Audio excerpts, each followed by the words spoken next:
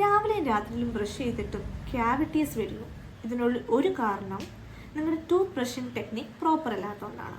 എങ്ങനെയാണ് നമുക്ക് ടെക്നിക്ക് ചെയ്യുന്നതെന്ന് നോക്കാം.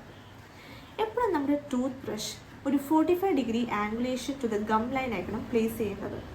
ഗം ലൈനിൽ പ്ലേസ് ചെയ്ത് കഴിഞ്ഞിട്ട് ഒരു സ്ലൈറ്റ് പ്രഷർ കൊടുക്കുക. കാരണം നമ്മുടെ ബ്രിസിൽസ് പല്ലിൻ്റെ ഇടയിലോട്ടൊന്ന് പ്രസ്സാകാൻ വേണ്ടിയിട്ടാണ്. എന്നിട്ടൊരു slight anterior and posterior slight vibratory motion കൊടുക്കുക, ഒരു 3 ടൂത്തിൻ്റെ സർഫസ് കവർ ചെയ്യുന്ന രീതിയിൽ.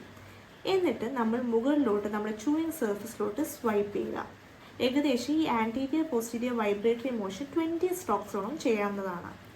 ഇങ്ങനെയാണ് നമ്മുടെ ഔട്ടർ സർഫസ് മുൾവശത്തും താഴ്വശത്തും ചെയ്യുന്നത്. ഇനി നമ്മുടെ പല്ലിൻ്റെ ഉള്ളിൽ എങ്ങനെയാണ് ബ്രഷ് ചെയ്യുന്നതെന്ന് നമുക്ക് നോക്കാം.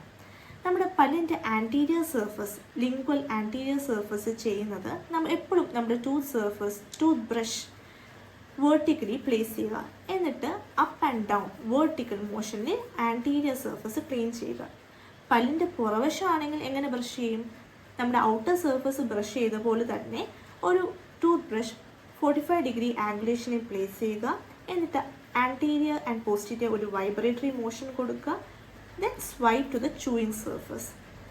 ഔട്ടർ ആൻഡ് ഇന്നർ സർഫസ് മാത്രം ക്ലീൻ ചെയ്താൽ പോരാ, നിങ്ങളുടെ ചൂയിങ് സർഫസും ക്ലീൻ ചെയ്യണം.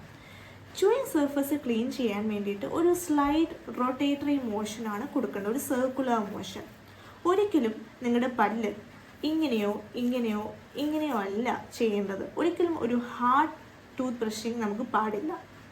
സോഫ്റ്റ് ബ്രിസിൽസ് ആണ് എപ്പോഴും നല്ലത്. ഞാനിപ്പം പറഞ്ഞ ടെക്നിക്ക് ഒരു കോമൺലി എല്ലാവരും യൂസ് ചെയ്യുന്ന ടെക്നിക്കാണ്. പക്ഷേ കുട്ടികൾക്കും ഗം ഡിസീസ് ഉള്ള പേഷ്യൻസിലും ഡിഫറെൻറ്റ് ടൂത്ത് ബ്രഷിംഗ് ടെക്നിക്കാണ് യൂസ് ചെയ്യുന്നത്. ഇതും കൂടാതെ ശ്രദ്ധിക്കേണ്ട കാര്യം എന്ന് വെച്ചാൽ, ബ്രഷ് സെലക്ട് ചെയ്യുമ്പോൾ നമ്മുടെ മൗത്ത് ടൈപ്പ് എന്താണോ അതനുസരിച്ചായിരിക്കണം നമ്മുടെ ടൂത്ത് ബ്രഷിൻ്റെ സൈസും ഷേപ്പും നമ്മൾ ഡിസൈഡ് ചെയ്യേണ്ടത്. Thank you.